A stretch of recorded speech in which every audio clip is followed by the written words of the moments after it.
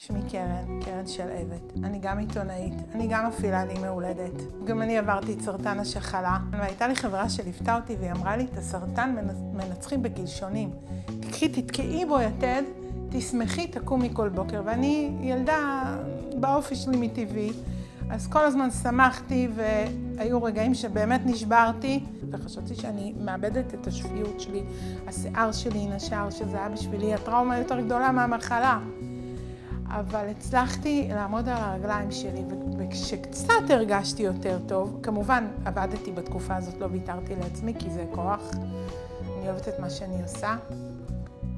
אמרתי, אמא שלי, דליה, שתהיה בריאה, חמה כל החיים לכתוב את הסיפור שלה, ולא הצליחה.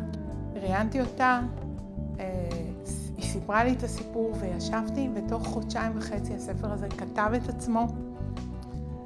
הוא כתוב מנקודת המבט של אמא שלי, שמספרת על כל מה שאני עברתי ומה שהיא עברה בחיים שלה. מה תעשי? מה תעשי? מה נעשה? איך נביא לכם הביתה? והיא אמרה לי, אל תדאגי אמא, אל תדאגי. אני אמצא עבודה, וכך עשתה. היא מצאה עבודה בגלגול עלי טבק. כל היום היא מגלגלת. אני מכינה אוכל והיא מגלגלת. עכשיו הריח, אוי הריח, נתתי לה את הקופסה הזאת, את קופסת הטבק, שהיא תשים בה את העלים. מאז יש פחות ריח, אבל עדיין.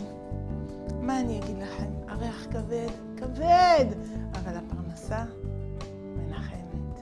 תחבקו את האימהות שלכם, תוקירו אותם, כי אין עליהם, והן יכולות להזיז הרים בכוחות שלהם.